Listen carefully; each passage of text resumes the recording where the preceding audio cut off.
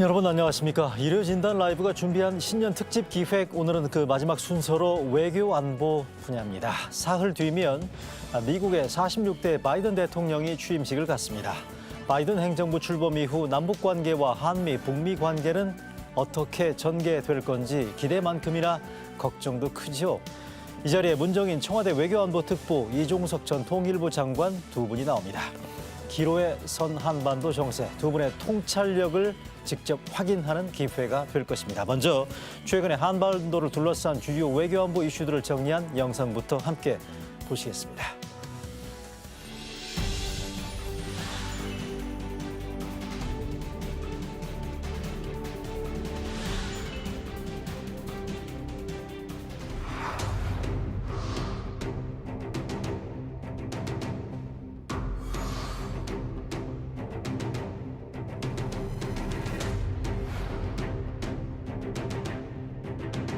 Resolution is adopted. Without objection, the motion to reconsider is laid upon the table. It's absolutely ridiculous. This impeachment is causing tremendous anger, and you're doing it, and it's really a terrible thing that they're doing.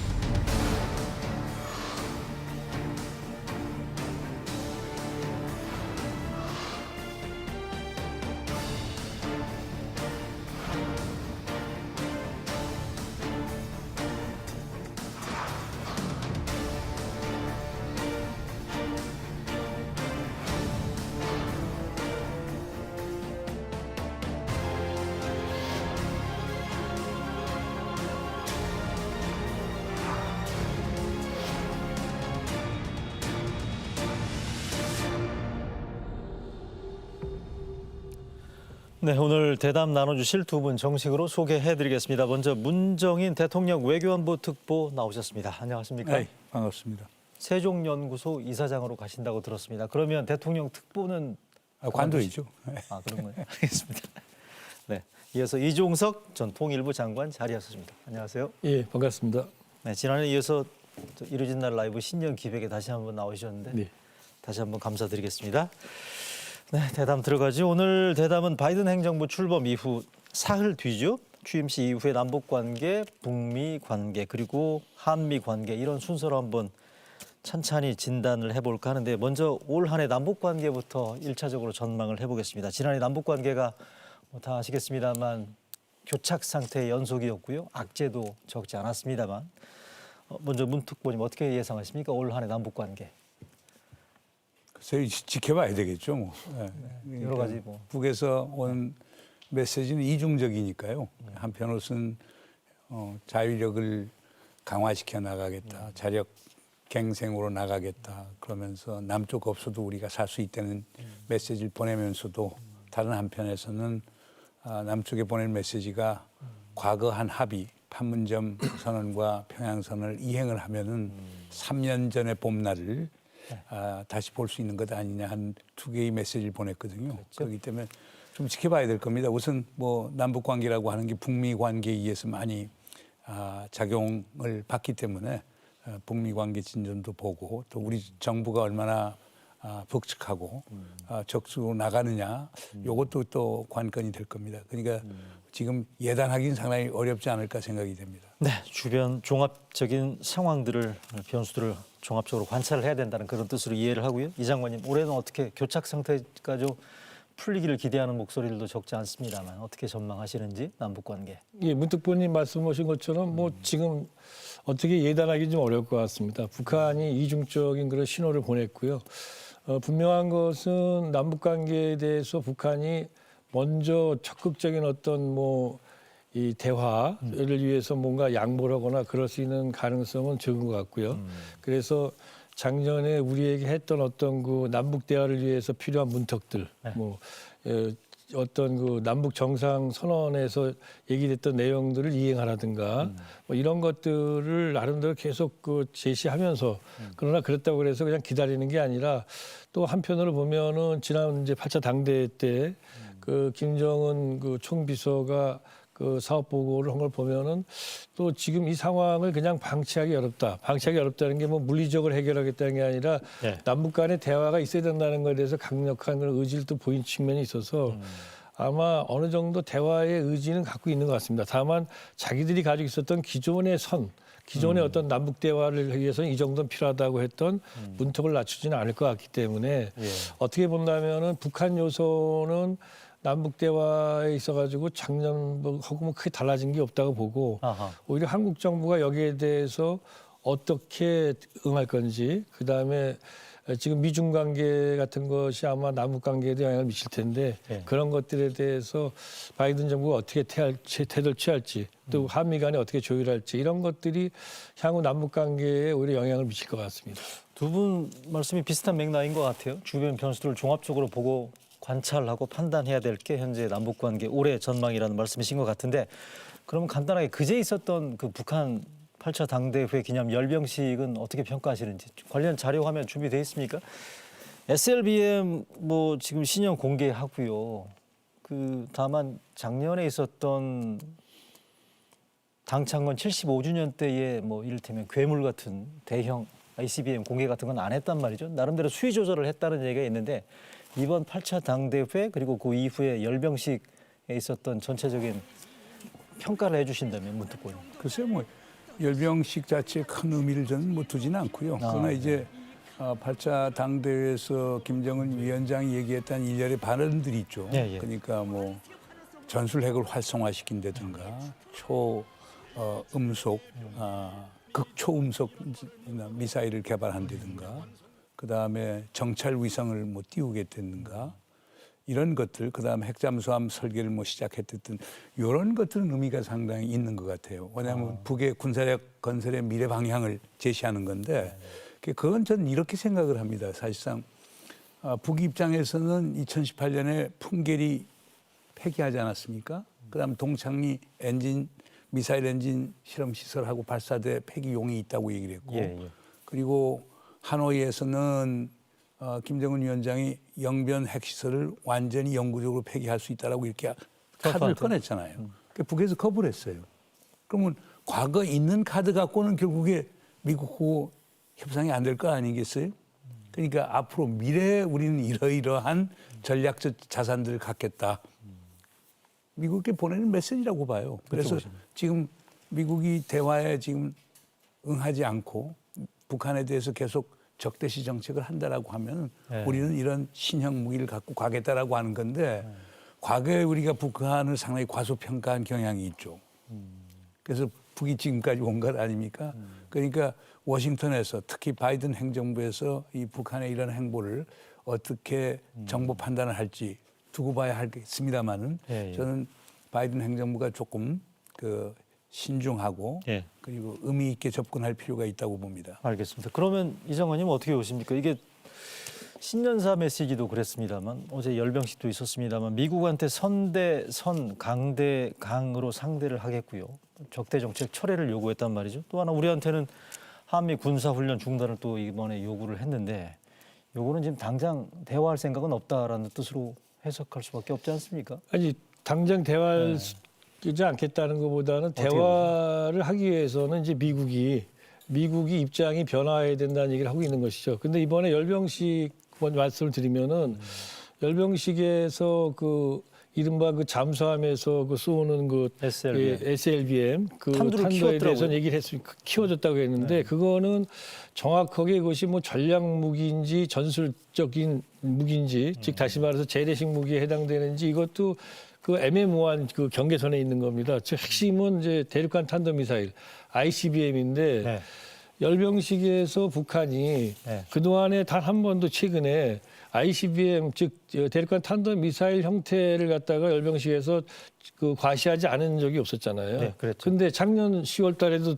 당연히 그렇게 했고요. 근데 이번 열병식에서 ICBM을 내놓지 않았다라는 것은 당 대회 기간 중에 분명히 김정은 위원장은 미국에 대해서 그러나 미국에 대해서 당장 도발하겠다는 건 아니고 다만 미국이 하는 대로 우리는 대응하겠다고 하면서 이제 입장을 강하게 내놨는데 그 입장과는 미묘하게 차이가 있는 것이 미국에 대해서 상당히 어떻게 본다면은 뭔가 대화할 수 있고 또 한편 미국을 자극하지 않겠다라는 분명한 의지를 메시지를 보여준 거죠.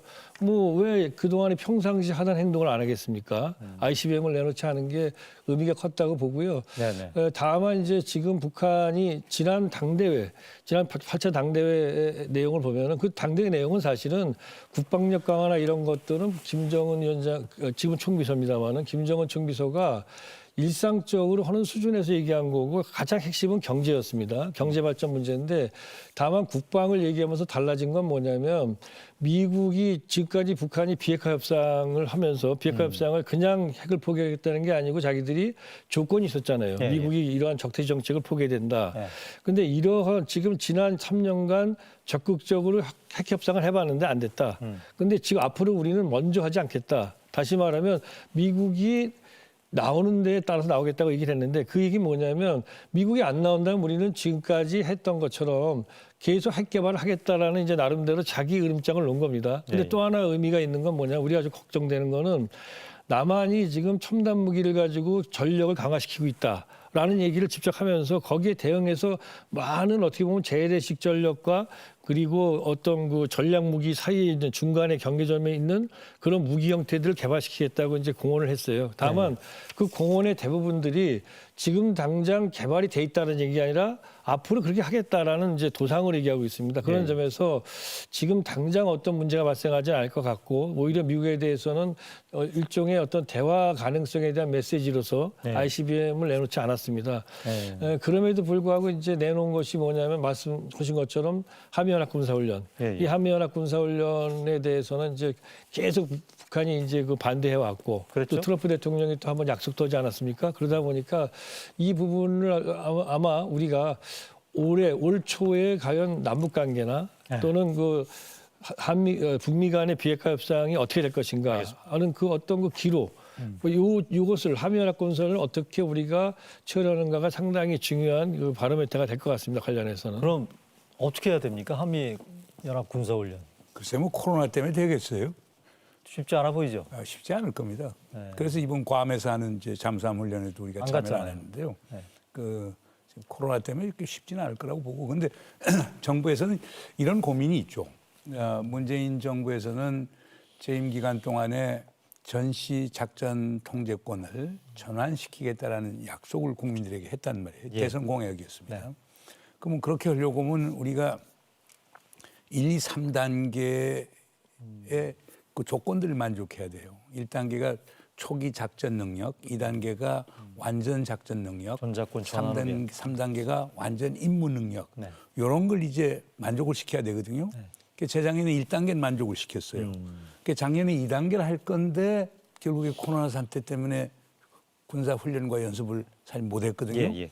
그러니까 그 2단계와 3단계를 거쳐야 작전 통제권을 우리가 전환받을 수 있는 건데 그걸 지금 못하고 있거든요. 그러니까 한편에서 남북관계 개선이라든가 북측의 요구사항을 들어준다라고 하면 우리가 한미 연합군사훈련을 중단하는 것이 바람직한 건데 다른 예. 한편에서는 전시작전 통제권을 우리가 전환받아야 되니까 이 사회에서 정부가 고민이 있는데요. 그러나 이걸 다 떠나서 예, 예. 두 가지 변수를 봅니다. 하나는 코로나 때문에 쉽지는 않을 것이다. 두 번째로는 바이든 행정부가 출범하면은 예. 우리 정부에서 그걸 논의할 수 있는 것 아니냐. 그러니까 조금 그것도 지켜봐야 될 것 같다고 취임 이후에 봅니다. 상황을 봐야 된다는 얘기고. 요건 어떻습니까? 김정은 위원장이 남조선 당국 태도 여하에 따라서 판문점 선언 3년 전 봄날로 돌아갈 수 있다라고 얘기했단 말이죠. 방금 이종석 장관 말씀하신 것처럼 어제 열병식 때 ICBM을 예전과는 달리 공개하지 않은 거랄지요. 나름의 대화 메시지로 해석할 여지가 있다라고 말씀하셨는데 이거는 그러면 우리한테 뭘 기대하고 있다는 얘기죠? 연합군사훈련 말고 남조선 당국 태도 여하에 따라서 3년 전 봄날로 돌아갈 수 있다라고 얘기한 부분들. 그러니까 우리한테 요구하는 바가 뭐라고 기본적으로는요. 판문점 선언과 평양 선언 이행 문제가 있고 네네. 그다음에 지금 북이 저렇게 나오는 것은 미국의 적대시 정책. 적대시 정책은 두 가지를 갖고 있거든요. 하나는 경제 제재가 있고 다른 하나는 네. 한미연합군사훈련을 포함해서 북한에 대한 소위 군사적 압박 이 두 가지를 얘기하는 건데 네네네. 우리가 그 노력을 해서 풀려고 하는 건데 뭐 쉽지는 않겠죠. 이 두 가지를 푸는 건 쉽지는 않겠지만 제재와 군사적 압박을 풀라라는 거죠, 우리가. 아무튼 우리도 아니 그거에 이제 노력을 하고 뭐 거기에 깔려져 있는 건 그렇습니다. 그러니까 미국과 유엔의 제재도 불구하고 남쪽이 할 건 하라. 그러니까 미국의 압박에 굴복하지 말고 그 남쪽이 전향적으로 나라라고 하는 건데 우리 입장에서는 또 그걸 하기가 쉬운 게 아니지 않습니까? 우선 유엔 제재위원회에서 하는 사항에 대해서 우리가 준수를 안 할 수도 없고 그다음 우리가 미국의 독자 제재를 또 위반했을 땐 미국에서는 세컨더리 보이콧이라고 해서 제3자 또 제재를 가하게 되면 또 한국의 많은 기업들이 어려움을 겪을 수 있기 때문에 정부 입장에서 쉬운 건 아닙니다. 그렇기 때문에 그러나 이제 정부가 많은 노력을 하고 있습니다. 가령 뭐 하고 있죠? 북에 대해서 인도적 지원에 대한 예외 조항 조치 같은 것들은 지금 많이 해놓았고요. 유엔 안보리 제재위원회하고도 많은 또 얘기를 하고 있고 네네. 그렇기 때문에 북에서 좀 조금만 전향적으로 나오면은 지금 방역 문제부터 시작해서 인도적 지원 문제에 관해서는 우리가 미국과 유엔을 설득할 수 있기 때문에 좀 북에서 나와야 될 텐데 북도 마찬가지로 또 코로나 때문에 지금 못 나오고 있지 않습니까? 근데 요건 어때요? 요건 두 분께 동시에 질문 드려보겠습니다. 방금 문특보님도 말씀하셨습니다만 우리가 지금 나름대로 노력하고 있는 게 방역 분야, 인도주의적 분야에 대해서 나름대로 막부에서 노력을 하고 있는데 김정은 총비서는 이번에 뭐 이거는 비본질적인 거니까 요거는 별로 중요하지 않다라는 거 아니겠어요? 어떻게 보세요, 요거는? 예, 그러니까 북한 김정은 총비서가 그동안에 해온 그 언행을 보면은 그게 크게 뭐 변화가 있지가 않습니다. 그러니까 북한 정책 전략을 볼 때 뭐 올해 지금 나온 이 메시지를 가지고 뭔가 큰 변화가 있을 거다라고 생각할 게 없는 게 과거부터 해온 얘기 연장선상에 있어요, 이번에도요. 그러니까 뭐 봄날 얘기 나온 것도 그렇고 이긴 그거잖아요. 지금 이제 문정인 선생님도 말씀하신 것처럼 일단은 제재를 완화를 하는데 남쪽에서 할 수 있는 거를 좀 더 강하게 해야 되는데 그걸 안 하고 있는 거에 대한 불만이 있는 것이죠. 그리고 그러나 그걸 갖다 공개적으로 얘기를 그걸 못 하니까 또 하나의 문제 이제 군사 문제 아닙니까? 그러니까 한미연합군사훈련과 첨단무기 도입을 얘기했는데 첨단무기 도입이야 뭐 자기들이나 우리나 마찬가지로 하는 건데 중요한 건 한미연합군사훈련이죠. 그러다 보니까 나머지 문제들 방역이라든가 인도주의라든가 개별관광 이런 것들을 비본질적이라고 말했어요. 그러면 북한에서 최고 지도자인 절대 권력자인 김정은이 그렇게 말한 것을 쉽게 못 뒤집습니다. 그런 점에서 제가 볼 때는 역시 이 시점에서는 제재 문제에 대해서 우리가 일정하게 우리 나름대로 할 수 있는 자율성을 갖거나 그게 아니라면은 한미연합군사훈련에서 사실 뭐 코로나 때문에 한미연합군사훈련이 이루어지기도 쉽지 않지 않습니까? 그렇지만 또 하나 문제는 뭐냐면 우리가 지금 한반도 안보에서 가장 중요한 목표가 뭐냐, 이 당면에서. 그럼 북한의 핵을 포기시키는 거 아닙니까? 그러면 이 가장 중요한 목표를 위해서 우리가 선택과 집중을 해야 되는데 우선순위를 어떻게 될 것이냐. 그러면 한미연합군사훈련의 연기라든가 이런 것들을 갖다가 다 연기하지 않고 할 수 있는 길이 있으면 좋지만 이런 것들을 북한 핵 문제를 비핵화 문제를 진전시키는데 도움이 된다면 여기서 이제 결단을 해야 되는 것이죠. 그래서 모든 걸 다 얻을 수는 없기 때문에 가장 중요한 북한 핵 문제 진전을 위해서 어디까지 우리가 한미연합군사훈련 문제도 좀 나름대로 연기할 수 있는지 이걸 더욱이 지금 코로나 국면이기 때문에 얘기하기도 좀 편하지 않습니까? 예. 저는 그렇게 봐요. 근데 그 비본질적인 문제라고 하면 본질적인 문제에 대해서 북이 나와서 대화를 해야 되겠죠. 가령 지금 남측에서 우리가 첨단 무기 사온 문제에 대해서 상당히 민감한 반응을 보이면은 지금 남북 군사위원회 있으니까 남북 군사 당국자들이 만나서 그러면 우리의 불만은 뭐고 또 북의 불만은 뭐고 우리의 불만은 뭐 북의 핵무장이고 북이 지금 갖고 있는 우리 지금 가령 북한에서 전술핵을 활성화시키겠다. 전술핵 대상이 어디가 되겠어요? 우리 남이 될 거 아닙니까? 그런 문제들을 얘기할 수 있어야 된다. 그렇기 북한이 때문에 안 나온다는 거 아니에요? 그러니까 뭐 방역 문제가 비본질적인 문제라고 하면은 지금 얘기하는 군사 문제, 그다음 첨단 무기 도입 문제 같은 거에 대해서 지금 기존에 있는 채널이 있으니까 남북 군사 당국자 회의 해갖고 그럼 그거에 대해서 서로 소위 제안해 나가자라고 하는 협의를 할 수 있는 거거든요. 그래서 북에서도 조금 좀 생각을 달리할 필요가 있지 않느냐 이런 느낌이 듭니다. 알겠습니다. 북쪽 얘기해봤고요. 그럼 우리 쪽 좀 상황을 좀 점검을 해보겠습니다. 올해가 지금 문재인 대통령 집권 5년 차, 올해 실질적으로 제대로 일할 수 있는 마지막 시기라면 거의 아마 상반기가 골든타임이 될 거다 이런 얘기를 했고요. 최근에 신년사에서 문 대통령이 이런 얘기했습니다. 멈춰있는 북미 대화, 남북 대화에서 대전환을 이룰 수 있도록 마지막 노력을 다하겠다라고 얘기했습니다. 방금 논의되고 있는 이슈들의 연장선상이긴 하겠습니다만 여기서 말하는 이거는 청와대 외교안보 특보인 문정인 교수님께 여쭤보겠습니다.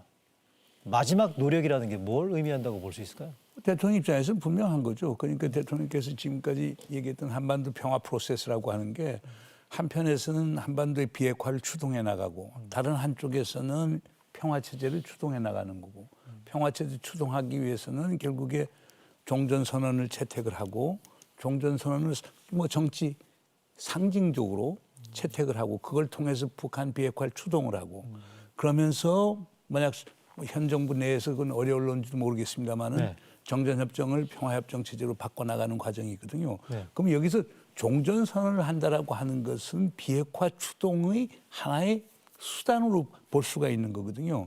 그러니까 정도. 어렵긴 하더라도 네.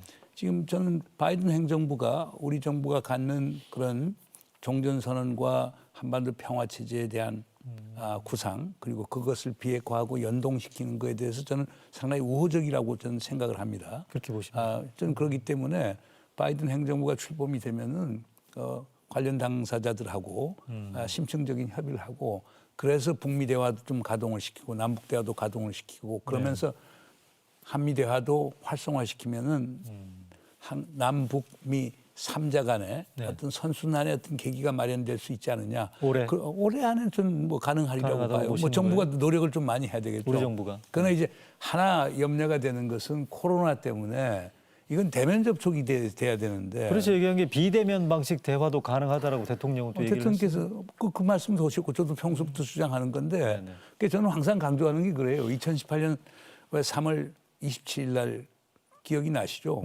네. 그때 사실상 판문점에서 두 정상이 비밀 회동을 따로 하지 않았습니까? 근데 지금 그런 게 좀 활성화가 돼야 될 것 같아요. 그리고 정상 간 그 직통전화도 좀 활성화가 되고 그래서 지금 상당히 지금 우리에게 어려운 엄중한 상황인데 두 정상이 비대면 정상 채널을 좀 활용을 해서 또 공동의 돌파구를 마련해야 된다고 저는 봅니다. 문제는 대화 의지인데 대통령이 비대면 대화 할 수 있는 의지는 변함없다라고 얘기했습니다만 저쪽이 문제 아니겠어요?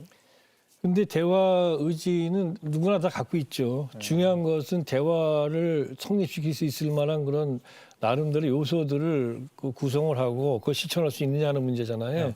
그런 점에서 본다면은 저는 그렇습니다. 일단은 양쪽이 선택적인 얘기를 하고 있는 것이거든요. 우리는 우리가 현재 할 수 있는 그 남북 관계에 설 수 있는 일들에 대한 걸 북한에다 얘기하고 있습니다. 근데 북한은 그것을 비본질적인 얘기들만 하고 있다고 얘기하고 있잖아요.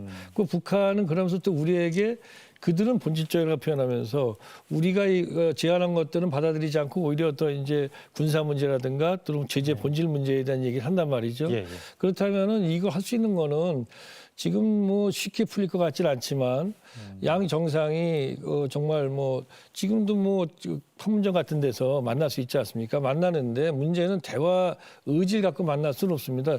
양쪽이 얘기하고 있는 걸 다 테이블에 올려놓고 하나하나를 점검하는 형태로 다시 말하면은 의제를 선택적으로 우리가 필요한 건 우리가 할 수 있는 것만 하지 말고 상대와 우리가 저쪽도 마찬가지고 이래서 한번 양 정상이 만나서 지난 그 3년간의 그 과정 이런 것들을 한번 되돌아보는 리뷰하는 과정을 갖는 그리고 거기서 솔직하게 지금은 이 단계에 설 수 있는 게 뭐다라는 걸 하는 이런 거를 한번 서로 얘기를 한다면 지금 사실은 대화가 한 번에 있을 수 있지 않겠는가. 그러나 그게 아니고 나 대화합시다. 이래서 대화는 안 된다고 봅니다. 지금은. 그래서 정말 무엇 때문에 안 됐는지 또 북한 그 김정은 총비서도 스타일 중에 하나가 점검을 자꾸 하는 스타일이에요. 그러다 보니까 그런 형태로 우리가 한번 제안을 해본다든가 네네. 북미 간에도 우리가 뭐 크게 역할하기는 어려워도 일단은 바이든 행정부가 트럼프 정부의 북미 비핵화 협상을 아무리 트럼프 정부의 정책이 문제가 많았다 하더라도 또 제대로 된 것도 있지 않습니까? 이런 것들은 좀 나름대로 계승할 수 있게 한다든가 이런 설득을 한다면 예, 예. 그래서 북미 간의 대화가 이루어진다면 그것만 해도 큰 성과라고 생각을 합니다. 정치권 일각에서 뭐 희망 섞인 의견이겠지만요. 답방 얘기가 얼마 전에 있었지 않습니까? 서른 최고가 얘기를 했었고 윤건영 의원도 얘기를 했습니다.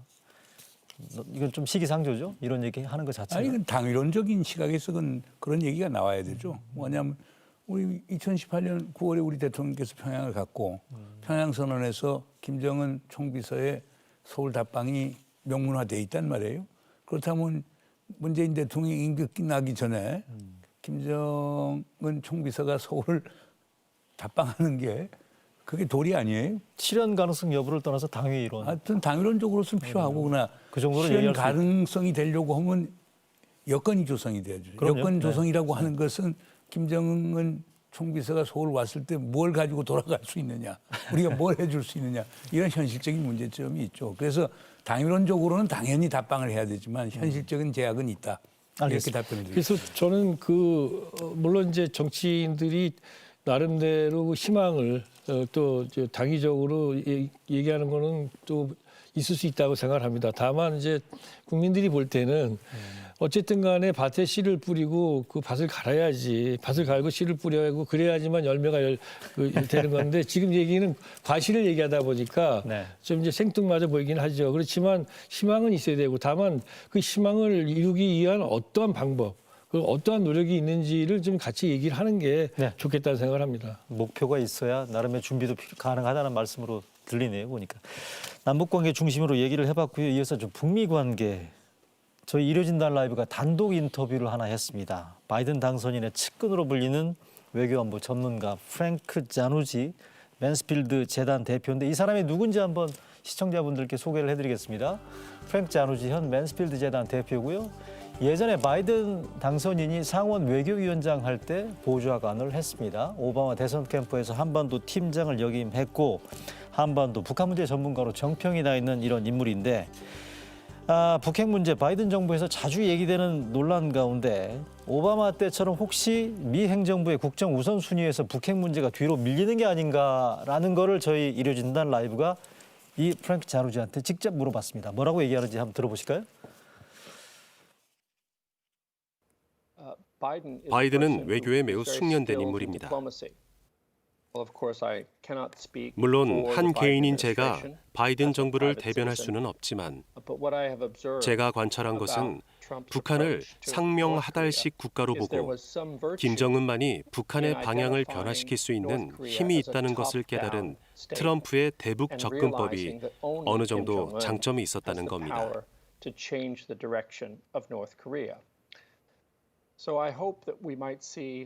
그래서 저는 계획된 오바마식 접근법을 볼 수 있기를 바랍니다.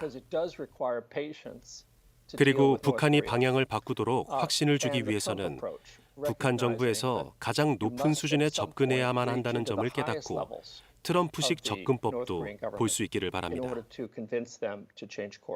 자, 방금 여러분 들으셨습니다만 이 바이든의 외교안보 측근이라고 알려져 있는 이 자누지가 한 얘기 트럼프식 대북 접근법이 장점이 있고 북한에서 가장 높은 수준에 접근해야 한다는 점을 바이든 행정부에서 볼 수 있기를 기대한다라고 얘기했어요. 요거는 지금 저희가 흔히 알려져 있는 것처럼 바이든 행정부에서는 트럼프 때와는 달리 톱다운식 그러니까 정상 간 담판은 안 한다는 거 아니에요? 근데 이 자누지 얘기는 정상 간 담판도 바이든 행정부가 인식을 해야 된다는 식으로 지금 얘기를 하거든요. 어떻게 보세요? 그러니까 북을 아는 사람들은요. 그러니까 북한의 정책 결정 시스템이라고 하는 게 뭐 수령제에다가 결국 유일지도 체계니까 북에서는 김정은 총비서만이 이제 결정을 내릴 수 있는 것이고 그게 하노이에서 그게 아주 여실히 드러났거든요. 그러니까 하노이 실무대표단 왔을 때 아무런 권한이 없으니까 당시 스티브 비건 미국 측 대표가 상당히 애를 먹었거든요. 네. 그래서 그런 걸 잘 아는 사람들은 자누지가 결국에 잘 아니까 이게 북한은. 네. 뭐 지금 요즘 이제 미국에서 나오는 얘기는 anything but 트럼프식으로는 안 하겠다라고 하는 게 바이든 행정부의 일반적인 분위기인데 그러나 북한 문제는 결국에 정상 간 대화를 해야 그 돌파구를 찾을 수 있다라고 하는 게 북한을 아는 사람 주장이죠. 그러나 제가 볼 때 이렇게 봐요. 그러니까 일반적으로 트럼프 방식이 이제 톱다운 아닙니까? 그렇죠. 그러니까 이게 자연히 바이든 행정부 쪽에서는 바텀 앞에서 실무 협상을 하자라고 그러는데 결국 아까 프랭크 자누지도 얘기했지만 바텀업해서 실무 접촉하면 아무것도 안 된다. 그래서 최근에 나오는 얘기들은 절충령으로 하자.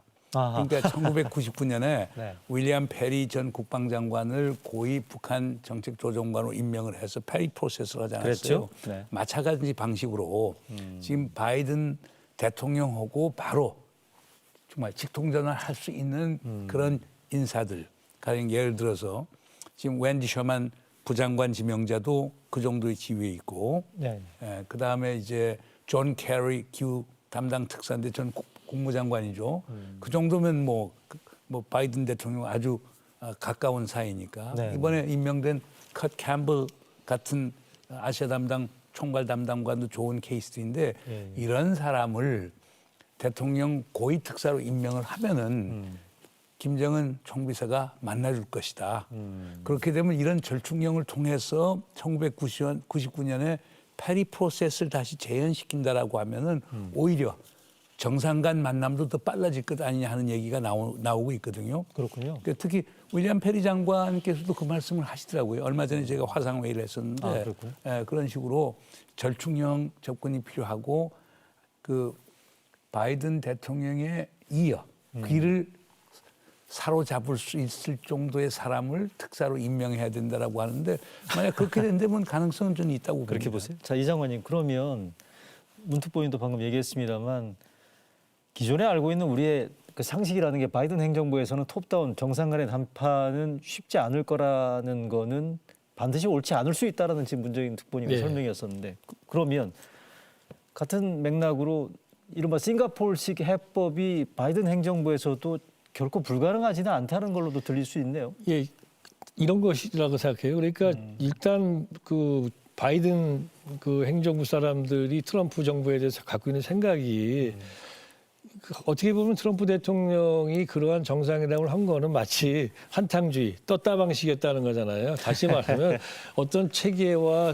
이런 생각과 전략과 이런 어떤 지속성, 그다음에 나름대로 체계성 이런 거 위에서 어떤 일이 발생하지 않고 네. 어떻게 보면 인기 영합주의라든가 한탕주의를 되니까 그렇게 안 하겠다는 뜻으로 봐야 되겠죠. 그러다 보니까 바이든 행정부 들어와서는 이제 하나하나 일이 지속적인 전략성을 갖고 있으면서 또한 그 밑에 체계 하나하나를 통해서 올라오는 이런 방식을 기본으로 한다는 뜻이죠.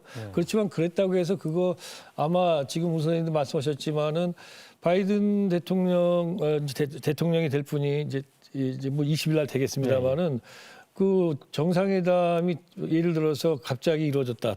탑다운 방식으로 이루어졌다. 이걸 갖다가 거부할 건 없는 거죠. 다만 그런 것들이 갖는 목표나 또 거기서 이루기 위한 절차나 이런 것들은 트럼프식으로는 안 하겠죠. 그래서 절충 형태로 밑에서도 올라오고 위에서도 또 할 수 있고 그래서 나온 것이 이제 조정관 형태의 그런 지금 아까 말씀하신 조정관. 그런 형태로 한다면 어떨까 하는 아이디어들이 나오는데 저도 뭐 지금 미국이 좀 세계를 관리하면서 뭐 인도 태평양 조정관에 캐트 캠블을 앉힌 것처럼 그러면 대북 정책 혹은 북핵 관련돼서 조정관으로 누굴 갖다가 앉혀서 한다면은 양쪽에 정말 아래로부터 올라오고 위에서부터 또 내려오고 이런 것들을 다 절충할 수도 있고 그 좋은 아이디어라고 생각을 합니다. 자, 방금 커트 캠벨 뭐 인도 태평양 조정관 말씀하셨는데 클린턴 오바마 행정부 때 대북 정책 조정관, 민주당 정부 때 대북 정책 조정관 했던 여자분이 이번에 국무부 부장관에 지명되지 않았습니까? 자, 그래픽 준비되어 있습니까? 자, 국무장관에 지명된 게 토니 블링컨이고요. 저 보시는 것처럼 웬디 셔먼 국무부 부장관에 지명이 지금 됐습니다만 이 사람이 오른쪽 여자분 보이시죠? 김정일 위원장을 북한 가서 만난 사람 아니겠어요? 그렇죠. 올브라이트 국무장관이 그랬죠. 2000년 10월 25일 날 올브라이트 국무장관이 평양 갔을 때 수행을 해서 갔고요. 웬디 셔만은 한번 다시 계속 띄워주세요. 그래픽. 웬디 셔만은 북한 문제에 상당히 정통한 사람이에요. 그러니까 제가 볼 때는 스티브 비건이 특사 역할을 했는데 그러니까 웬디 셔만이 이제 저 오른쪽에 보이는 저 여성분.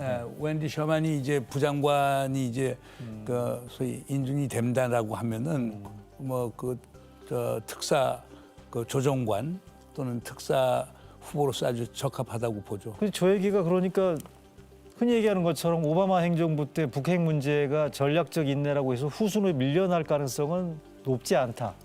북한 문제 정통한 사람이 국무부 부장관으로 된다는 얘기는 그만큼 바이든 행정부가 북핵 문제에 대해서 나름대로 비중을 두고 있다는 걸 지금 단적으로 보여주는 게 근데 아니에요. 웬디 셔만은 네. 이란 핵 협상을 또 맡아서 했었죠. 네. 그리고 지금 오바마 행정부 때나 지금 바이든 행정부에도 아마 그 우선순위는 이란 JCPOA라고 하는 이란 핵 협상을 그렇군요. 다시 살자라고 하는 데 있으니까 네. 이란 문제가 최우선순위긴 한데 그 나름대로 또 북핵 문제에 대해서 좀 잘 알고 있는 사람이기 때문에 저희들은 그런 걸 기대한다는 거죠. 물론이죠. 그러니까 네. 그 웬디 셔만 같은 경우는 2000년부터 이걸 쭉 해왔으니까요. 그 올브라이트 당시 국무장관의 소위 자문관 역할을 했었거든요. 네네. 그래서 아주 내용을 그 2차 핵 위기 이후부터도 잘 알고 있고, 전 지금도 2003년 제가 그 당시 이제 노무현 대통령 당선자 고위 특사로 이제 워싱턴을 갔었을 때 그때 네네. 웬디 셔만을 만나고 그랬었는데 그때 워싱턴 포스트에 상당히 흥미있는 칼럼을 썼어요. 저 웬디 셔만. 어떤 칼럼이냐면 제목이 이겁니다. Listen to the South, talk to the North. 그러니까 부시 행정부가 들어서서 아무것도 안 하려고 그러니까 그러니까 남측 얘기를 듣고 북하고 대화하라라고 하는 그런 타이틀로 칼럼을 썼는데 상당히 인상적인 칼럼이었거든요. 그러니까 제가 볼 때는 트럼프 행정부 때보다는 훨씬 워싱턴의 분위기는 나은 거라고 저는 생각이 그렇게 됩니다. 보시는 거예요? 예. 방금 listen to the south, talk to the north라고 말씀하셨는데 그러면 우리 정부가 바이든 행정부를 상대로 해서 그러면 어떤 식의 설득 작업이 필요하다고 보세요? 우리 장관님께서. 아니 일단 그 윈디 셔먼도 그렇고요. 이제 특히 몇몇 지금 바이든 정부에 들어갈 그 외교안보 담당자들을 보면은 특히 윈디 셔먼 같은 경우 그 북한에 대한 불신은 뭐 사실은 그 트럼프 정부 때 사람들이나 지금 바이든 정부 때 사람들이나 크게 차이는 없다고 봐요. 다만 이 사람들은 어떤 믿음을 갖고 있냐면 협상이 필요하고 협상을 통해서 문제를 풀 수 있다라는 믿음이 있어요. 네네. 그리고 저도 윈디 셔먼을 이제 몇 번 만나봤는데 그런 얘기를 해요. 그래서 우리 정부 입장에서는 협상을 할 수 있는 즉 미국과 북한이 같이 어쨌든 간에 일정하게 그 만족점으로 올라올 수 있는 어떤 중간 절충 지점 같은 거 있지 않습니까? 이런 걸 잘 만들어야 되고 또 협상 자체를 통해서 미국이 이익이라는 것, 즉 저 사람들이 일을 하다 보면은 북한하고 이제 협상을 했다 하더라도 협상에 어떤 성과가 나타나지 않으면 국내에서 미국 국내에서도 또 비판을 받게 되지 않습니까? 그런 점에서 우리 정부 미국이 아무리 북한을 잘한다 그래도 한국 정부만큼 잘 알지 못해요. 그렇기 때문에 북한과의 협상에서 어떻게 하는 것이 나름대로 얻을 수 있으면서 하는 건지 이런 것들에 대해서 좀 조율을 좀 잘하면 좋겠다는 생각이 들고요. 저는 뭐 쉽지는 않지만 워낙 북한에 대한 불신을 기본으로 깔고 있습니다. 저 사람들이. 예. 그러나 협상이 필요하다는 그런 철학을 갖고 있기 때문에 하여튼 정부가 좋은 아이디어들을 많이 내는 게 필요하다고 생각을 합니다. 근데 이제 네. 하나 그 이란 사례를 보면은요. 그 제가 그 이란 핵 협상의 이제 중추적 역할을 했던 분이 어니 모니즈라고 하는 당시 에너지 장관인데요. 네. 제가 한번 그 모니즈 장관하고 상당히 그 장시간 얘기를 나눌 기회가 있었는데 이란 핵 협상 JCPOA가 성공했던 가장 큰 이유는요. 네네. 오바마 대통령이 그거에 대한 관심과 집념이에요. 의지가 있었다는 얘기죠. 보통 의지가 있었던 게 아니고 가령 예를 들어서 존 케리 국무장관하고 모니즈 에너지 장관이 제네바 가서 19일 동안 현지에 있으면서 이란 측하고 협상을 벌였어요. 그리고 모니즈 장관은 저한테 이런 얘기를 해요. 에너지부하고 그 뭐 샌디아, 로스알라모스 그 핵무기 연구하는 연구소에 팀들 200명으로서 이란 태스크포스 팀을 구성해갖고 거기에서 협상을 위해서 준비해서 만든 자료만 15만 페이지에 달했답니다. 네. 만약에 바이든 행정부가 오바마 행정부 때 이란에 대해서 갖는 의지와 집념과 관심이 있다라고 하면은 저는 북핵 문제 해결될 수 있다고 저는 보거든요. 이란에 대해서 쏟는 관심과 의지 한 반 정도면 우리로서는 저는 뭐 그 정도면은 생각해 보세요. 미 국무장관하고 에너지 장관이 제네바 가서 19일 동안 연속 협상을 이란 측하고 했다는 것. 그 정도의 관심과 열정은 북한에 대해서도 상당폭 있다라고 교수님께서. 이제 그런 걸 만들어내야 되겠죠. 그러니까 현 정부의 역할이 큰 거고. 알겠습니다. 많은 분들이 노력해야 되겠죠. 남북 관계, 북미 이슈 점검을 일단 해봤고요. 그래서 이어서는 지금 우리 한미 관계 한번 이번에 되짚어 보겠습니다. 나흘 남았습니다. 바이든 행정부 출범. 취임식이 우리 시간으로 목요일 새벽인데 아까도 잠깐 들었습니다만 자누지 맨스필드 재단 대표가 한미 동맹에 대해서 저희가 또 이뤄진 날 라이브가 인터뷰를 했었는데 우리가 예전에 트럼프 행정부 때 이견이 컸던 방위비 협상 이견에 대해서도 두 가지 의견을 들어봤습니다. 함께 들어보실까요? 저는 2001년 김대중 대통령을 만나기 위해 바이든 상원의원과 함께 한국을 방문했는데 당시 바이든 상원의원이 한미 동맹에 대해 가진 깊은 헌신과 언젠가 한반도에서 우리가 직면하고 있는 문제들을 해결할 것을 넘어 전 세계의 평화와 안보, 개방과 민주주의를 촉진하기를 바라는 희망을 직접 볼 수 있었습니다. 그래서 바이든이 동맹 우선이라고 말했을 때 그가 의미한 것은 말 그대로입니다. 그리고 그가 의미한 것은 한미 간 동등한 파트너십입니다.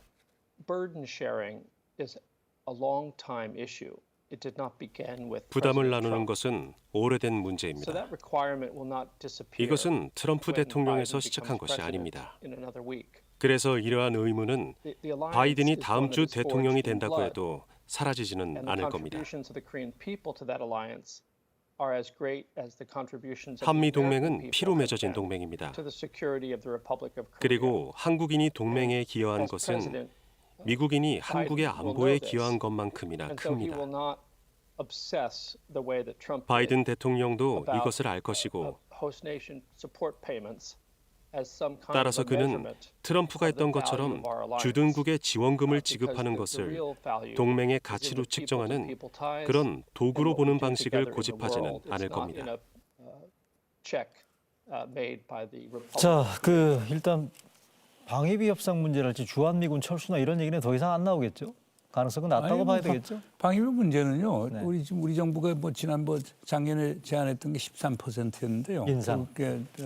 트럼프 대통령이 그걸 이제 거부했는데 그 정도면 바이든 행정부에서는 받을 거고요. 네. 바이든 바이든 행정부는 사실상 주한미군이 용병이 아니다.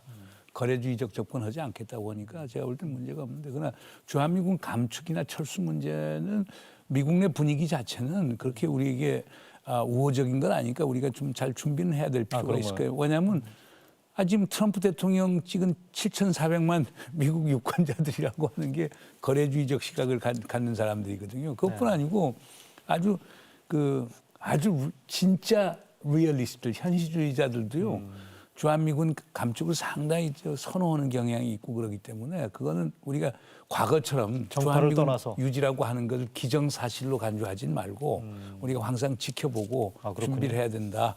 그러니까 우리가 왜 1970년에 스피로 애그뉴 미 부통령이 한국을 방문했었거든요. 그래서 그때 이제 주한미군 이제 감축하는 것 때문에 왔었는데 박정희 대통령 만나서 스피로 애그뉴가 뭐라고 얘기냐면 7사단 2만 5천 명은 빼겠지만은 나머지 자녀 5만 명은 빼지 않겠다 이렇게 얘기를 했어요. 그런데 회담 끝나서 타이페이 가는 전용기에서 기자들에게 뭐라고 그랬냐면 한국군 현대화되면 5만도 뺄 거라고 얘기를 해버렸거든요. 그게 이제 박정희 대통령이 결국에 소위 방위산업하고 한국군 소위 자주국방의 개념이 나오고 했던 건데 그때 너무나 쇼킹했거든요. 그리고 사실상 어떻게 보면 7.4 공동성명 노력도 전부 다 그런 맥락에서 나오는 거기 때문에 우리가 기본적으로 모든 준비는 돼 있어야 된다. 알겠습니다. 자, 이 장관님. 바이든 행정부가 동맹을 중시한다는 거는 지금 전 세계가 공지하고 있는 이런 상식이 되다시피 한 상태인데 동맹을 중시하는 대통령의 취임, 트럼프 행정부와 비교했을 때 남북 관계는 이게 지금 어떤 형태로 작용하게 될 건지, 순기능으로 작용할 건지 아니면 또 다른 변수로 작용하게 될 건지, 한미 동맹의 공고화된 이런 변화상이 어떻게 설명이 가능할까요? 일단 동맹을 중시한다는 것 자체가 굉장히 기회적인 요소인데 우리한테 도전적인 부분이 있다면은 예를 들어서 뭐 동맹을 강화하면서 중국을 견제한다든가 이런 데 이제 우리한테 압박이 좀 있을 수 있습니다. 그렇지만 남북 관계나 이런 쪽에서는 상당히 기회적 요소가 크다. 왜 한국 정부 얘기를 좀 경청할 가능성이 크니까. 바이든 대통령이 부통령을 했던 오바마 대통령 시절에 오바마가 대통령 선거에 처음 나올 때 포린 어페어스에다 자기가 대통령에 나와서 대외 정책을 어떻게 할 것인가를 썼는데 거기에 부시 전임 행정부가 동맹 관계를 갖다가 아주 많이 망가뜨렸다. 그러면서 각 대륙별마다 예를 들었습니다. 그 예의 그 아시아 대륙 예가 뭐냐면 부시 행정부가 남북 관계 개선을 열망하는 그 한국 정부의 의지를 깔봤다 이렇게 썼어요. 네. 그만큼 쉽게 말하면은 민주당 정부는 한국 정부가 남북 관계에 대해서 일단 어떤 우리가 무슨 뭐 북한하고 무슨 미국의 어떤 척을 져가지고 어떻게 하려고 하는 것이 아니라 실제 남북 관계라는 것이 한반도 정세 안정이나 또는 여러 가지 의미에서 합리적 전략 중에 하나라는 생각 갖고 있는 것 같아요. 네. 그러다 보니까 우리가 이 바이든 정부가 들어섰을 때 결국은 이 남북 관계 문제에 대해서 어떻게 잘 나름대로 이 아이디어나 우리의 생각들을 가지고 미국에게 얘기를 하느냐에 따라서 저는 좋은 그 기회적인 그런 상황이 펼쳐질 수 있다고 봅니다. 전에처럼 남북 관계는 무조건 북미 관계라든가 북핵 문제에 비해서 뒤처져야 된다든가 그것만을 꼭 고집할 것 같지는 않아요. 그렇지만 그 사람들의 일단 본질적으로 그 최대 몸속에는 북한에 대한 불신이 있기 때문에 우리가 설명을 잘 해야 될 겁니다. 그런 점에서 우리 정부가 얼마만큼 여기에 대한 준비를 하느냐 상당히 중요하다고 봅니다. 제가 드리고 싶은 마음이 바로 그 얘기인데 이게 지금 우리 동맹을 중시하는 바이든 행정부의 출범은 우리한테는 기회가 될 수 있겠지만 또 미국을 상대로 잘 설명해야 되는 게 우리말에 아는 사람이 좀 더 한다, 더 심하다 이런 얘기 있지 않습니까? 나름대로 지금 뭐 우리 정치도 잘 이해하고 있고 이게 바이든 대통령 같은 경우에는 이명박, 박근혜 또 왔다는 거 아니겠어요? 김대중 대통령하고도 만났고요. 우리 정치를 잘 알고 우리나라를 잘 알고 남북 관계를 잘 알고 있는 대통령이 지금 취임을 앞두고 있는 부분들이 우리로서는 또 나름대로 또 호락호락하지 않은 측면도 예상할 수 있지 않겠나. 물론이죠. 우리 하기 나름이죠. 그러니까 가령 예를 들어 오바마 행정부 때 북한에 대해서 사실 전략적 인내 정책을 폈던 가장 큰 이유 중에 하나는 그 당시 이명박 정부하고 박근혜 정부에서 강력하게 미국에 로비를 했고 소위 압력을 줬기 때문에 그런 정책이 나왔거든요. 그게 이제 동맹의 말을 듣는 거니까. 그래 우리 이종석 장관께서도 지적을 하셨습니다마는 우리 정부가 좋은 논리 그리고 팩트를 갖고 바이든 행정부를 잘 설득해 나가면 되는데 그러려고 하면 우리에게 제일 중요한 거는 남북이 대화를 해야 돼요. 그러니까 북미가 대화하기 전에 남북이 대화를 해야 그것을 우리가 자산으로 갖고 가서 워싱턴 가서 얘기를 해야 되거든요. 그게 2018년 모델이거든요. 그리고 미국에서도 그걸 원할 거예요. 지금 미국은 지금 현안 문제가 많지 않습니다.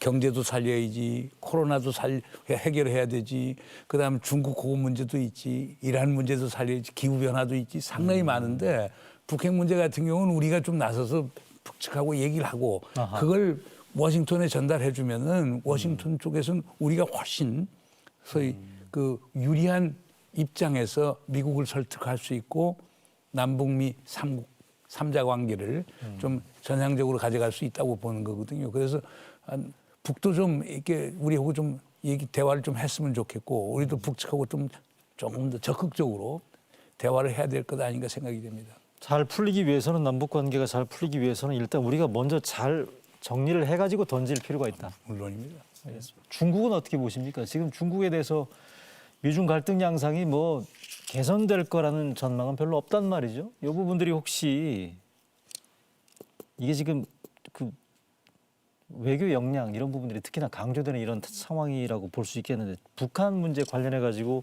중국과 거리 조절을 우리가 지금 어떻게 해야 된다고 보십니까? 미중 관계를 고려해서. 예, 지금 미중 관계 자체가 뭐 많은 분들이 예상하는 것처럼 바이든 정부 들어와서도 그렇게 아주 그 크게 뭐 달라질 것 같지 않다고 얘기하지 않습니까? 그렇죠. 그리고 네. 이미 중국에서도 중국 정부 역시 이미 뭐 당대회를 통해서 밝혔잖아요. 미국에서 어떤 정권이 들어서도 자기들은 이미 그 미국이 자기들에 대해서 대하는 태도의 본질이 뭐라고 생각하기 때문에 내수를 강화시키고 그리고 나름대로 자기가 갈 길을 가겠다고 했기 때문에 미중 관계가 이런 현재 디커플링, 이른바 이제 그 분리되는 갈등 현상은 계속 될 거라고 봅니다. 다만 이 트럼프 행정부처럼 그냥 막 그 불쑥불쑥 체계 없이 그냥 또는 어떤 때는 또 애매모호하게 실이 뭐 미국의 중국에 대해서 나의 친구 시진핑 이렇게 얘기했다가 또 갑자기 적이 되고 이러질 않고 아마 상당히 논리적이고 체계적으로 접근하면서 중국을 미국이 견제할 거라고 보여집니다. 그리고 강력한 아주 이데올로기적인 그러한 어떤 그 미국, 중국에 대한 어떤 견제보다는 어떻게 본다면 군사적인 문제라든가 아니면 경제적인 문제라든가 정치 외교적인 걸로 아마 압박을 할 텐데 그렇다면 이번에 뭐 코트 캠벨 같은 경우도 결국은 중국을 견제하기 위해서 아시아에서 우리는 어떻게 할 것인가 이걸 갖다가 이제 과제로 조정관이 됐단 말입니다. 그 얘기는 뭐냐면 미중 관계라는 것이 지금 미국 외교에서 굉장히 아주 핵심 현안인데 그러면 과연 북한 핵 문제는 미중 관계에 어떤 영향을 미칠 것인가? 북한 핵 문제가 악화된다라는 것은 어쨌든 간에 한반도에서 중국의 북한에 대한 영향력을 갖다가 계속 더 강화시키는 거란 말이죠. 그렇죠. 그리고 북핵 문제가 해결되는 쪽으로 가야만 그러면 미국 입장에서는 그동안 적대적이었던 한반도 이북의 국가가 적대적인 데서부터 풀려져서 뭐 동맹은 아니더라도 친화적으로 할 수 있는 거 아닙니까? 이런 점에서 북핵 문제를 풀어내는 것이 미중 관계 속에서 미국의 전략적 입지에 도움이 된다는 점들을 잘 우리가 논리를 만들고 실제로 그것들을 갖다 보여줘야 될 것 같아요. 그러지 않고 그냥 뭐 미중 관계 따로 그다음에 북핵 문제 따로 이렇게 본다면 그렇게 보면 제가 볼 때는 별로 답이 없을 것 같습니다. 근데 이제 세 가지로 요약을 딱 하면 돼요. 3C가 있어요. 세가 C, Cooperate. 중국하고 협력할 건 하겠다. 북핵, 기후변화, 대량살상 무기, 팬데믹, 전염병. 두 번째는 Compete, 경쟁한다. 무역. 그다음에 과학기술. 네. 치열하게 경쟁하겠다. 예. 세 번째는 confront, 대결. 어떤 것에서 대결하겠느냐? 아까 지정학적 대결은 피할 수 없고 예. 그다음에 가치의 문제, 민주주의와 인권 문제에서는 양보하지 않겠다. 그렇기 때문에 트럼프 행정부에서는 이런 구분이 없었어요. 그냥 완전히 중국 공산당 타도라고 하는 이념적 시각에서 갔거든요. 그렇기 때문에 신냉전이 대두되는 것 아니냐라고 하는 우려가 있었는데 바이든 행정부 때는 상당히 소위 어떻게 보면 현명하고 성숙하게 접근을 할 거고 그리고 협력할 것, 경쟁할 것 그리고 대결할 것을 구분해서 접근할 거다. 이렇게 저는 봐집니다. 3C라고 말씀하셨네요. 네. Cooperate, Compete, Confront. confront. 예, 그러니까 협력하고 경쟁하고 대결하는 부분들을 적절히 조화를 할 필요가 있다. 근데 이번에 북한 그 8차 당대회에서 그 지금 김정은 위원장 사업 총화 보고도 그렇고 그 북한 당대 결정서가 다 나오진 않았지만 거기 나와 있는 내용들을 보면은 미국에 대한 인식이라든가 그다음에 향후에 북한을 어디로 이끌고 갈 것인가 이런 것들은 중국 공산당 당대에서 했던 시진핑 주석이 했던 거랑 거의 유사합니다. 다시 말하면 지금 미국에 대한 인식과 어떻게 대처할 것인가에 대한 것이 지금 중국과 북한이 일정한 정도의 공감대를 갖고 있다는 것이죠. 근데 이거 상당히 위험한 거거든요. 이런 것들을 갖다가 근데 그렇게 되는 북한이 그런 방식으로 가는 가장 기본적인 건 뭐냐면 미국하고 협상해서 될 일 없다. 이걸 전제로 하고 있거든요. 그렇다면 이제는 협상을 통해서 뭔가를 만들어내는 것이 미국 입장에서도 북한을 중국의 영향력으로부터 어느 정도는 분리시키는 데 도움이 될 거라는 것이죠. 알겠습니다. 마지막으로 문정희 특보님께 요거 한일 관계, 미국의 역할 그리고 우리가 어떻게 봐야 되는 건지 예전에 그 위안부 협정 때 바이든 부통령이 그때 마쿠에서 역할을 했지 않습니까? 한일 관계에 대해서는 그러니까 바이든 당선인이 바라보는 시각이나 인식 같은 게 아마 새로울 것 같은데 혹시 미국이 그때처럼 우리 정부한테 일본과의 관계 개선을 좀 하라고 압박할 가능성 있다고 보이세요? 어떻습니까? 뭐 압박해도 효과가 없을 거예요. 지금 우리 징용국 문제는 우리 사법부의 판단 아닙니까? 네. 그러면 아니 일본 기업들이 결국에 피고 인으로서 끝까지 소위 대법원까지 3심까지 가지 않았어요.